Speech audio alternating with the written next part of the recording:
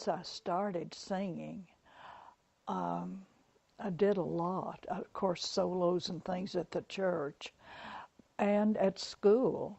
And even after I got big enough, I can remember after Brother Smith and Aunt Hen he was the Methodist minister here, and they moved to Brentwood, Tennessee.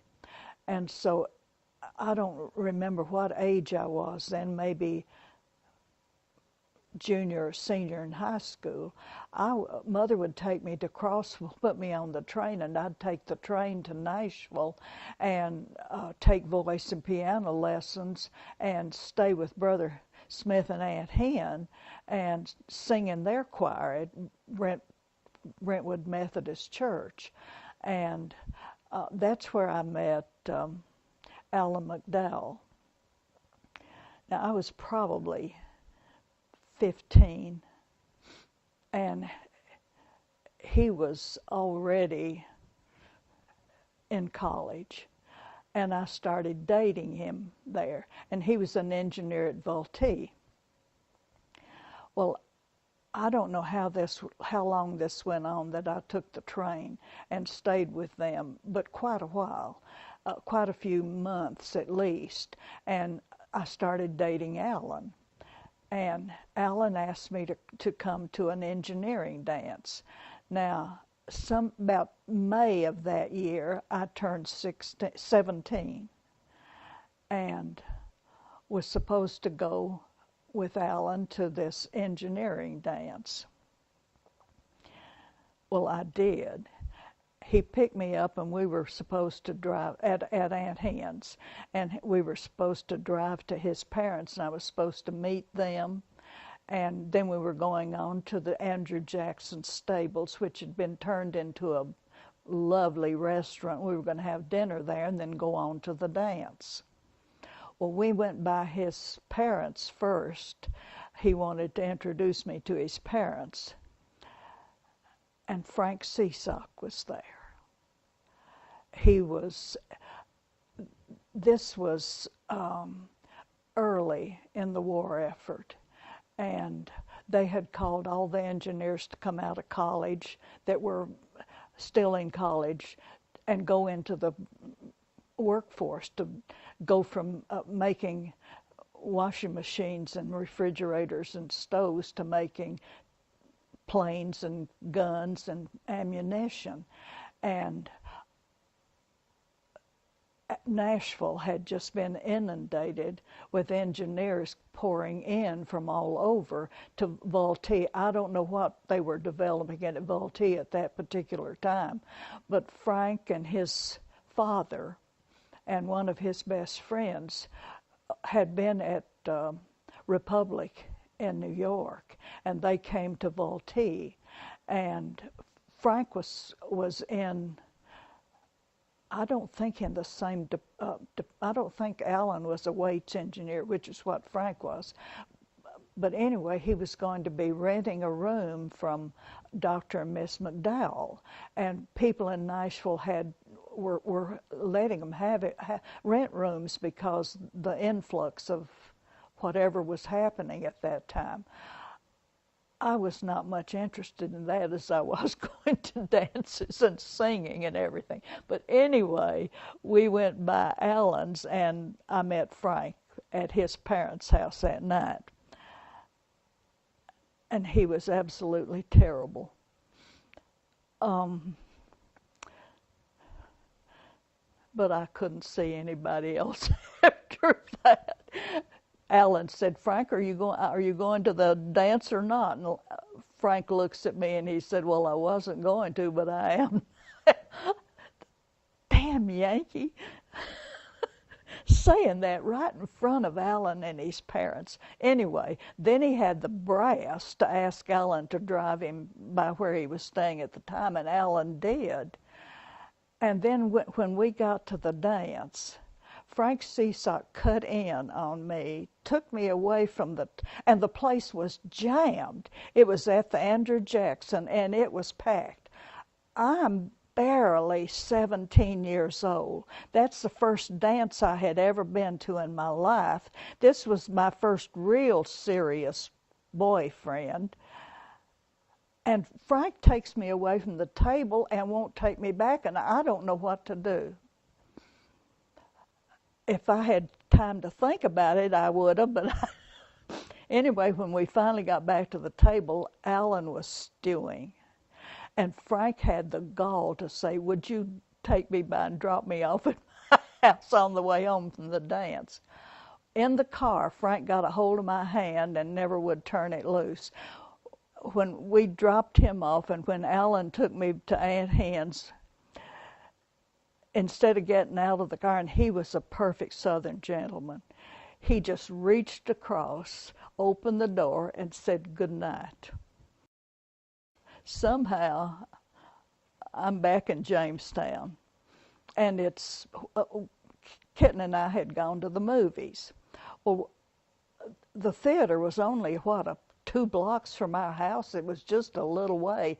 Well, Mother drove up after the movie to pick me up, and she said, you've had a long-distance call from a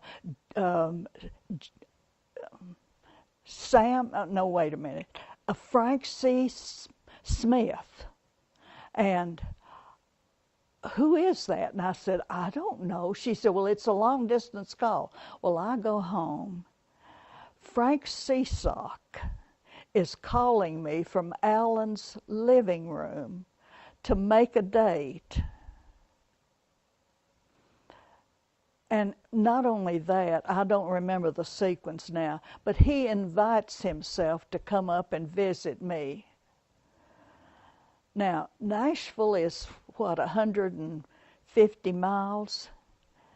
And the only way to get there is by train that comes to Crossville, and you've got 30 miles. I don't know how. But anyway, I said yes, he could come. Mother said it was all right. Daddy left home. Daddy moved out. He moved into one of the rent rooms we had over the restaurant. And he was mad. Anyway, Frank shows up. I don't know how he got from Crossville to Jamestown, but Uncle Clarence called and said, there's a Yankee standing out here on the corner of the store, and he looks lost to me. Do you know anything about this? And I thought, oh, dear Lord. So I quickly run over to the store, and Frank's standing out on that corner where 52 and 127 cross, and he's looking from one end of Jamestown to the other end of Jamestown. And he looks like Joe College. I mean, he's dressed with the sleeveless sweater and the plaid jacket, and I guess Yankee would have been pretty much the thing to go. But anyway, we started dating long distance now. Remember, he's still, and that weekend was interesting. As I say, Daddy left home. But he had the farm somehow, and we drove out by I told Frank, I said, Daddy has a beauty shop, a barber shop, a grocery store, a men's and women's store, a funeral home, and a farm. And smart aleck Frank said, who owns the bank and the theater? Oh, the wise guy. But anyway, I take him to all the wonderful spots like Point Lookout and down in the river to see Sergeant York's, and we go out to see the farm, of course. Well, we get out there, and they had apparently been butchering an animal, as you could during the war then, and this man had cut himself something terrible, and Frank goes in and fixes him up. He knew how to clean out the wound and bandage it and everything, so Daddy kind of softened a little bit. But anyway, I have introduced a damn Yankee into the family. that never recovered when you think about it. But anyway, it was, I continued to date him, and then he and all the engineers, his father and Curly Peacock that was down there with him, they're all called to McDonald's in St. Louis. So he moves to St. Louis, and I'm on my way to UT. I still did a lot of singing. I think the reason I was chosen for that sorority was because I could sing. And we had to go around to all the fraternity houses and sing and do something to. And I was in the freshman beauty contest. Didn't win anything, but it was such an honor, to be in it for my sorority. And I had the most beautiful dress. It was ice blue, and I had a little silver Juliet cap, and it had silver sequins that went as like a sunburst down it, and it was just gorgeous. I was so young, I'd never been to a dance. I didn't know what to do. Anyway, after I got to UT, Frank came. Every time I'd sing at a sorority thing or something like that, Frank would show up. Mother and Daddy would show up. When I was in the beauty contest, Mother and Daddy and Ernest and Liza came to chaperone. We had anything like that. And remember, Frank was traveling by train from St. Louis by train to Knoxville because it was wartime. But anyway, I loved what I did. I did solo work at the church, and every time my grades weren't nearly as good as my singing and having a good time and all that kind of stuff. But anyway, after the first year there, and somewhere along the place I met Jimmy Byrne, which is a whole nother subject.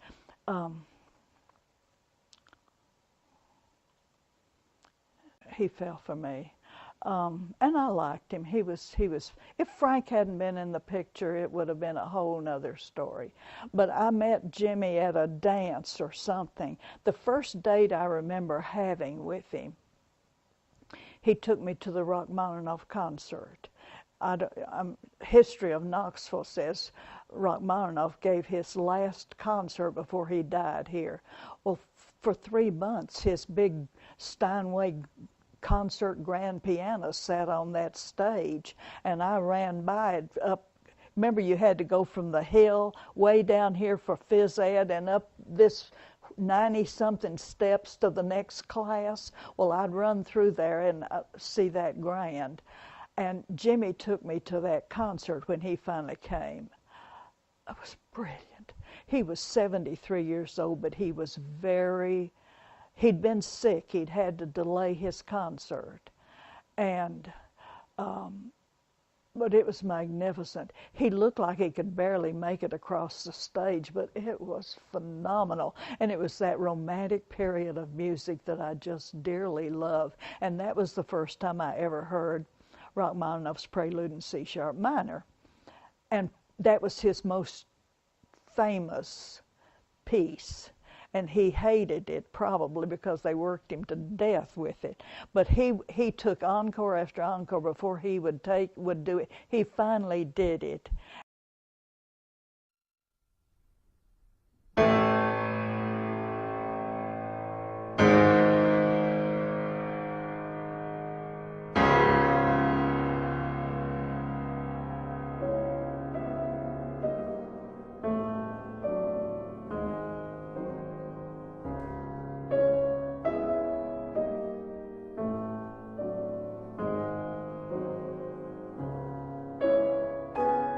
And he left out 3 measures, which I always love remembering.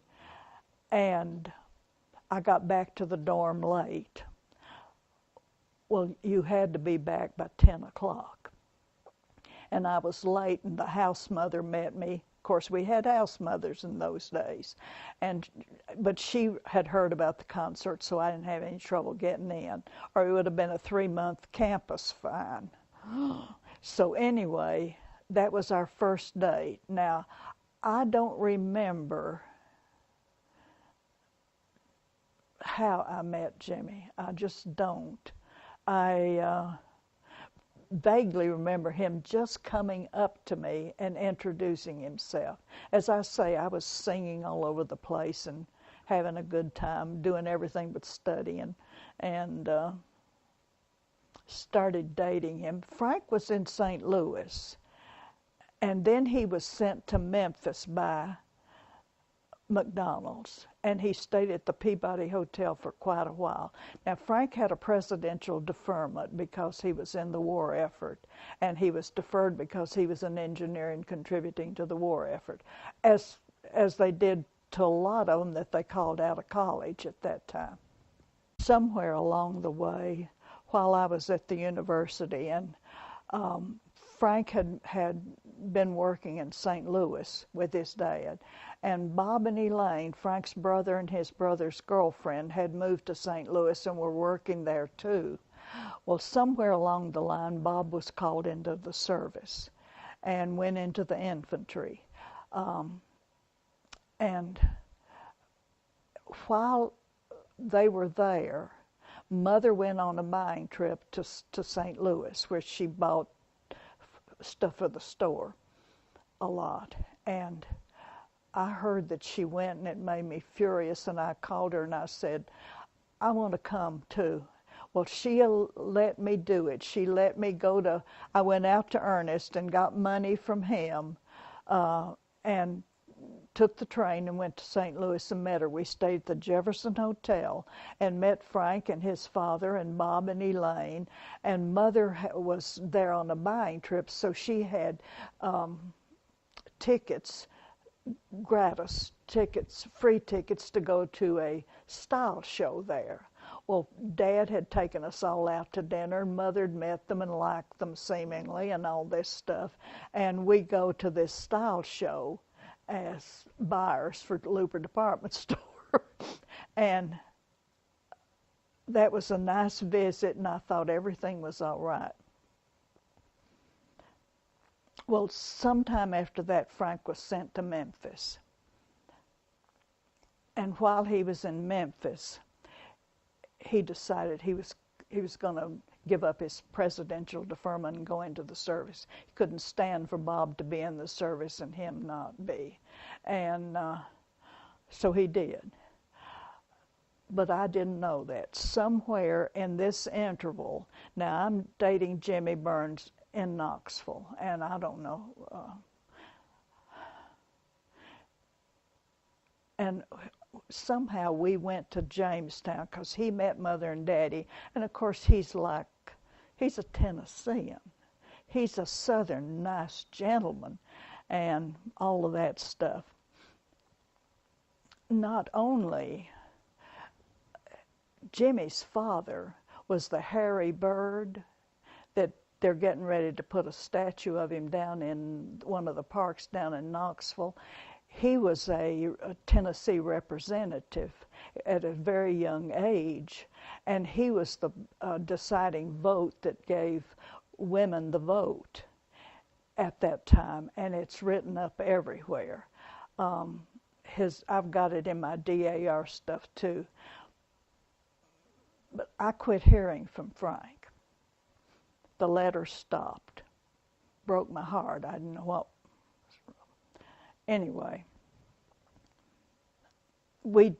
Jimmy and I dated, and he came to Jamestown a couple of times. I remember going out fishing with Daddy once, and he liked driving to Jamestown. And one time I went down to Nyota to visit his family. His father owned Crescent Knitting Mill down there, and he also raised Jersey cattle. Well, Mr. Byrne gave me Jamie, the prize bull calf that came out of one of his prize bulls, and that's the one Daddy won all the ribbons on. It was a gift from Mr. Byrne, Jimmy's father, and I visited down there and liked them, but anyway, and we dated, and Jimmy came to visit, and of course that made a big impression on Mother and Daddy, and then I quit hearing from Frank.